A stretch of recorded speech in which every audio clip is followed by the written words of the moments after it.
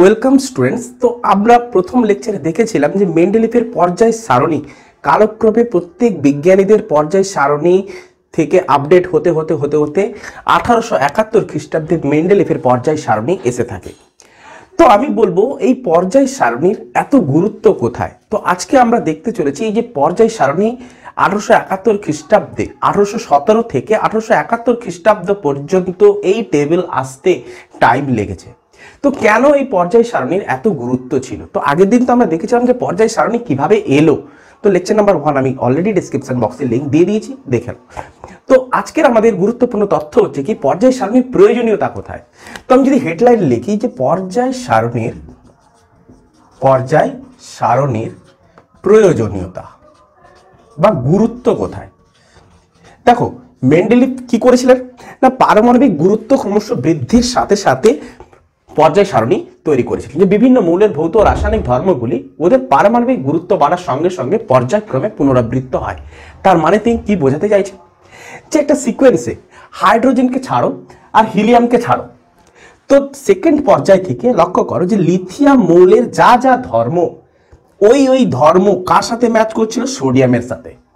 তো মেন্ডেলিফের পর্যায় সারণী কি বলছে যে একই শ্রেণীতে অবস্থিত, একই শ্রেণী, দেখো ওনার শ্রেণী কটা ছিল, 9টা শ্রেণী ছিল, 1 2 3 4 5 6 7 8 9। তো ওনার এই শ্রেণীতে কি বোঝা যাচ্ছে যে প্রত্যেকটা শ্রেণীকে 1 থেকে 7 পর্যন্ত প্রত্যেকটা শ্রেণীকে এ বি দুটো উপশ্রেণীতে ভাগ করেছিলেন।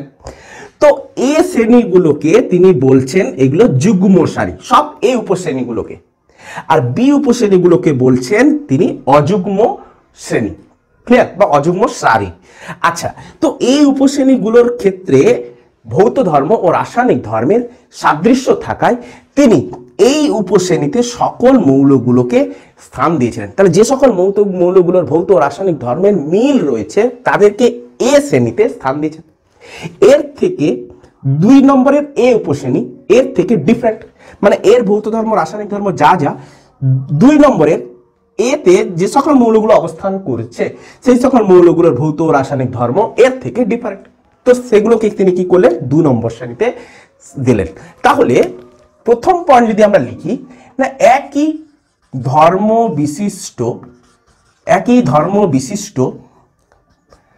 বিশিষ্ট মৌলগুলিকে একই শ্রেণীতে অবস্থান করিয়েছেন।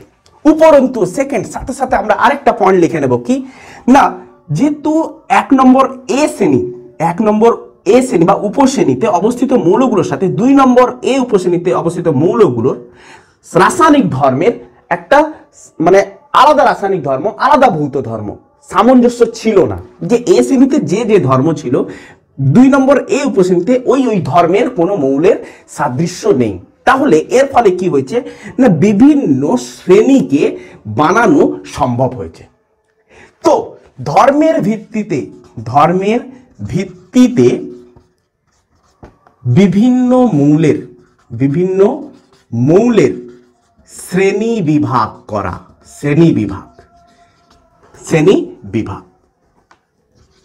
তাহলে বিভিন্ন ধর্মের ভিত্তিতে বিভিন্ন মৌলের শ্রেণী বিভাগ করা, এটাও কি হলো একটা সুবিধাজনক, যে এ শ্রেণীর যে ধর্ম 2 নম্বর এ শ্রেণীর সেই ধর্ম কিন্তু নয়।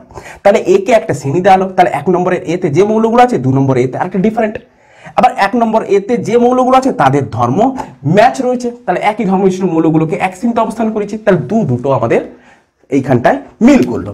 থার্ড পয়েন্টে কি লিখবো না, থার্ড পয়েন্টে লিখবো যে পারমাণবিক গুরুত্বের সংশোধন সম্ভব হয়। তো কিছু মৌলের পারমাণবিক গুরুত্ব, যাদের পারমাণবিক গুরুত্ব একটু কম বেশি বা একটু এদিক ওদিক ছিল, তাদের ক্ষেত্রেও সংশোধন করা সম্ভব হয়েছে। যেমন করে একটা উদাহরণ যদি আমি নিই, যেমন করে এজি আর মানে ইট্রিয়ামের ক্ষেত্রে, এই দুটো মৌলের ক্ষেত্রে সামঞ্জস্যের একটু প্রবলেম ছিল পারমাণবিক গুরুত্বের, যে এর ছিল 107.88 আর এর ছিল 88.92। তো তিনি প্রথমত কি করেছিলেন, ইট্রিয়ামকে এজির জায়গায়, এজিকে ইট্রিয়ামের জায়গায় স্থান দিয়েছিলেন। তো কিন্তু দেখা গেছে কি না ইট্রিয়ামের যোজ্যতা 2 হওয়ার জন্য 2 নম্বরে, সরি ইট্রিয়াম বলছি সিডি, ক্যাডমিয়ামে, ইট্রিয়াম নয় ক্যাডমিয়াম, এজি আর ক্যাডমিয়াম। তো এজি আর ক্যাডমিয়ামের ক্ষেত্রে এজির যোজ্যতা 1, ক্যাডমিয়ামের যোজ্যতা 2, সেই অনুযায়ী তিনি কি করলেন, এজিকে 1 নম্বরে বি উপশ্রেণীতে স্থান দিয়েছেন এবং 2 নম্বরে সিডিকে স্থান দিয়েছেন। তো এখান থেকে এই যে পারমাণবিক গুরুত্বের যে অসঙ্গতি ছিল, এই অসঙ্গতি এপাশের এটা এপাশের এটা, তো এই অসঙ্গতিকে দূর করা সম্ভব হয়েছে। তো নেক্সট 4 নম্বর, যে 4 নম্বর মৌলের ভবিষ্যৎবাণী। ভবিষ্যৎবাণী মানে যে সকল মৌল এখনো পর্যন্ত আবিষ্কার হয়েছিল না মেন্ডেলিফের মানে সময়কালে, মেন্ডেলিফের সময়কালে যে সকল মৌল তখনো পর্যন্ত আবিষ্কার হয়েছিল না, ওই সকল মৌলগুলোর কিছু কিছু ভবিষ্যৎবাণী তিনি দিয়ে গেছিলেন। কেমন করে দিয়েছিলেন না, তিনি বলেছিলেন এইরকমই যে যে কোন যে যে মৌলগুলোর ধর্ম যেটা যেটা, ওই ধর্মের সাথে যদি অন্য কোনো মৌল যদি এসে থাকে, ওইরকম ধর্মের মৌলগুলোকে যদি এসে থাকে, তাহলে ওই মৌলটাকে তিনি ওই শ্রেণীতে রাখতে বাধ্য। ওই শ্রেণীতে তিনি রেখেছিলেন, কেন না তার ধর্মের সাথে তার ধর্মের মিল করেছে, কিন্তু ওই মৌলটা তখনও পর্যন্ত আবিষ্কার হয়েছিল না, এটাই ছিল তার প্রবলেম। তো তিনি এইরকম কিছু একটা উদাহরণ নিয়েছিলেন, যেমন করে একা বোরন, একা বোরন, একা অ্যালুমিনিয়াম, একা অ্যালুমিনিয়াম, একা সিলিকন, একা সিলিকন, যে এই রকম কিছু কিছু মৌলের ভবিষ্যৎবাণী দিয়ে যায়।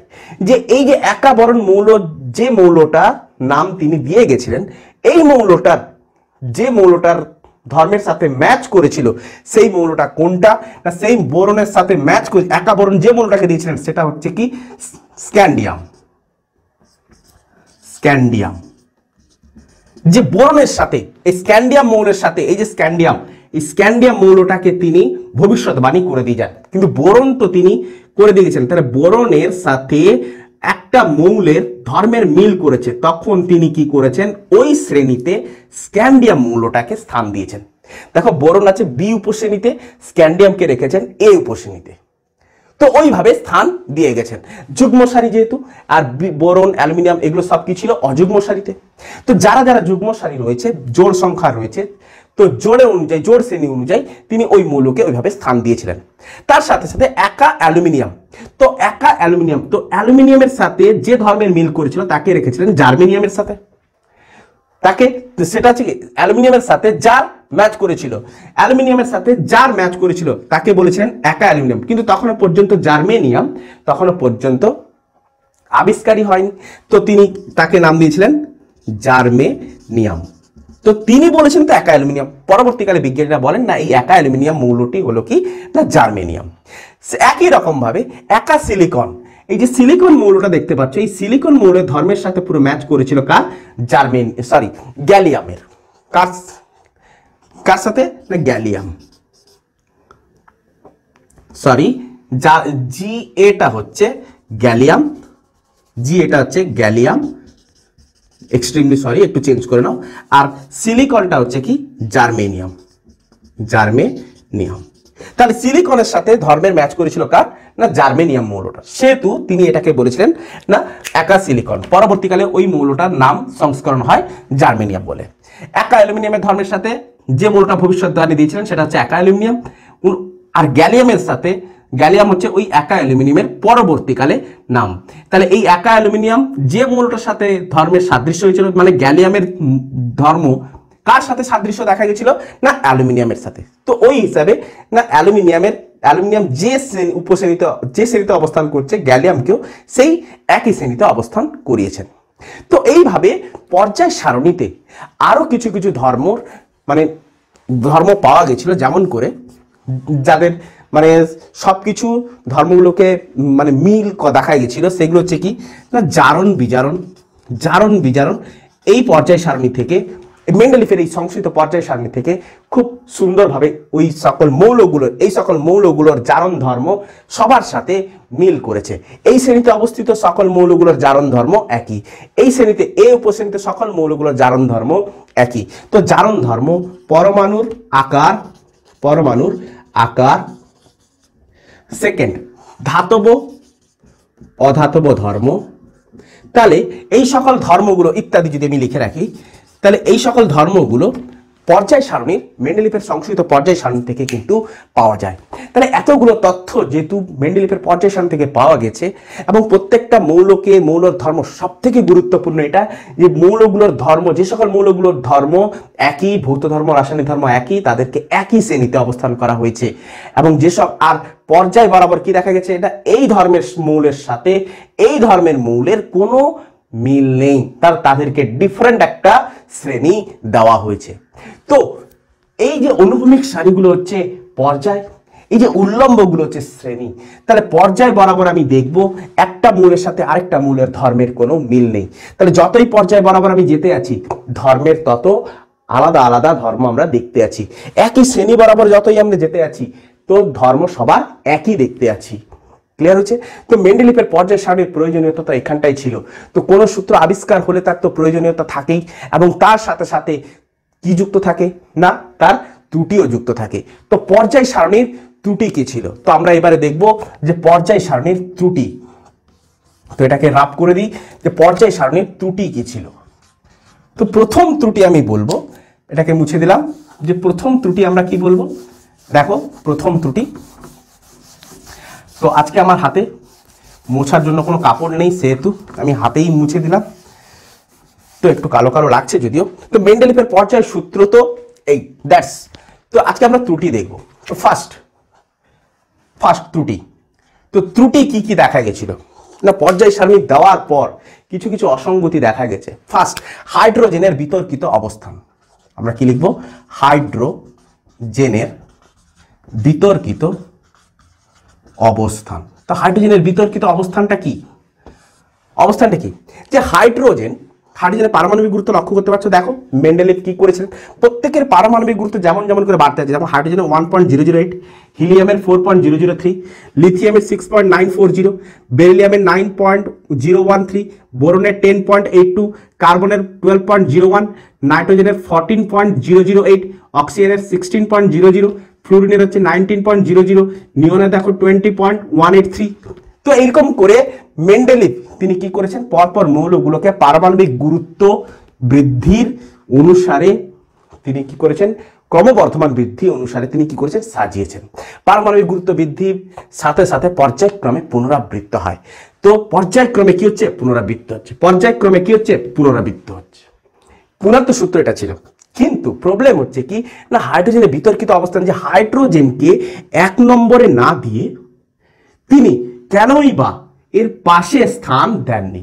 কথায় যে হিলিয়াম তো 4.003, তার আগে হচ্ছে 1.008, তাহলে মাঝখানে এতগুলো শ্রেণীকে কেনই বা বাদ দেওয়া হলো, হাইড্রোজেনকে কেনই বা এই জায়গায় 7-এ রাখা হলো না কেন? তো উনার সময় তো নিষ্ক্রিয় মৌল ছিল না। তো নিষ্ক্রিয় মৌল যখন এলো, তখন কেনই বা 7 শ্রেণীতে বা 8ম শ্রেণীতে স্থান দেওয়া হয়েছিল না। ক্লিয়ার হচ্ছে?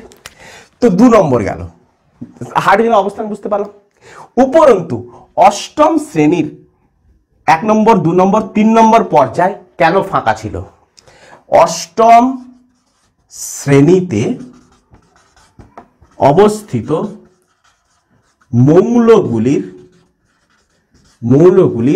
মৌলগুলিকে সঠিক শ্রেণী দেওয়া হয়নি। তাহলে এটা ছিল 2 নম্বর পয়েন্ট। তাহলে 2 নম্বর পয়েন্টে দেখো, 8ম শ্রেণীতে 1, 2, 3 এগুলো তো ফাঁকা ছিল। উপরন্তু 4র্থ পর্যায়, 5ম পর্যায়, 6ষ্ঠ পর্যায়ে দেখো মৌলগুলোকে আমি লিখেছি। দেখো ফেরাস, কোবাল্ট, নিকেল, এই মৌলগুলোকে এদের কোনো ডিফারেন্ট কোনো শ্রেণী বানানো হয়নি। কেন এরকম করে আমি শ্রেণী বানাইনি? তো এদেরকে আলাদা আলাদা কেন আমি শ্রেণী করিনি? তো উনি কি করেছেন, যে একটাই শ্রেণীতে 3টে মৌলকে রেখে দিয়েছেন। কি সবার ধর্ম কি একই নাকি? তাও তো না। তাহলে কেন তিনি রেখেছেন? তাহলে এটাই ছিল উনার একটা বিতর্কিত অবস্থান। নেক্সট,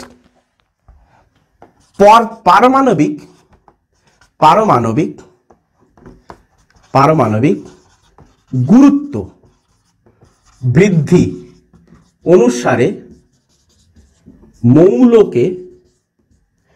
মৌলকে স্থান না দেওয়া, স্থানের বিতর্ক। যে পারমাণবিক গুরুত্ব অনুসারে আপনি তো সাজিয়েছেন, তো পারমাণবিক গুরুত্ব এখানটা আপনি কেন ভায়োলেট করেছেন? একটা জিনিস নোট করো যে আর্গনের দেখো 39.994 কোন পর্যায়ে আছে? তৃতীয় পর্যায়ে আছে। তো পটাশিয়ামকে দেখো 39.10, তাহলে ডেফিনেটলি আর্গনের কত না, আর্গনের হচ্ছে 39.994 আর পটাশিয়ামের কত না 39.10। তাহলে ডেফিনেটলি পটাশিয়াম হচ্ছে কি ছোট। তাহলে পটাশিয়াম যদি ছোট হয় তাহলে পটাশিয়ামকে কোথায় বসানো উচিত? আর্গনের জায়গায়। আর্গনকে কোথায় বসানো উচিত? পটাশিয়ামের জায়গায়। কিন্তু উনি কি করলেন না, আর্গনকে কি করলেন?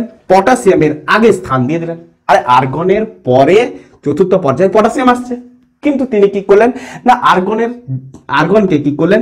পটাশিয়ামের আগে স্থান দিলেন। তাহলে একটা বেশি পারমাণবিক গুরুত্ব বিশিষ্ট মৌলকে কম পারমাণবিক গুরুত্বের আগে কিন্তু স্থান দিয়েছেন। উপরন্তু লক্ষ্য করো, আরেকটা জিনিস লক্ষ্য করো, কোবাল্ট আর নিকেল। তো কোবাল্ট আর নিকেল দেখো, কোবাল্ট হচ্ছে কত না 58.94, 58.94। এটা একটা জোড় গেল, সেকেন্ড জোড়। আরেকটা হচ্ছে নিকেল, তো নিকেল দেখো 58.69। তাহলে এই জোড়টার ক্ষেত্রে লক্ষ্য করো যে কোবাল্টকে দেখো নিকেলের আগে স্থান দেওয়া হয়েছে। কেন কোবাল্টকে নিকেলের পরে স্থান দেননি? তো কোবাল্টের কত না 58.94, তাহলে কোবাল্ট কোথায় যাওয়া উচিত? নিকেলের জায়গায়। নিকেলকে কোবাল্টের জায়গায় আনা উচিত। দেখো 58.69, তাহলে 58.69টা ডেফিনেটলি কোবাল্টের জায়গায় আসবে।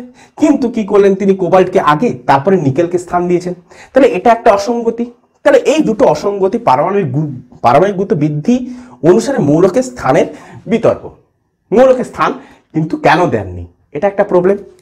নেক্সট 4 নম্বর প্রবলেম আমরা দেখব। 4 নম্বর প্রবলেম হচ্ছে কি না, আইসোটোপের আবিষ্কার।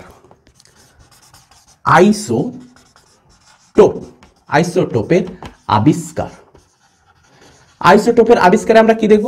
দেখো অক্সিজেনের আইসোটোপ কি কি হয়ে থাকে না, অক্সিজেনের আইসোটোপ অক্সিজেন 16, অক্সিজেন 17, অক্সিজেন 18।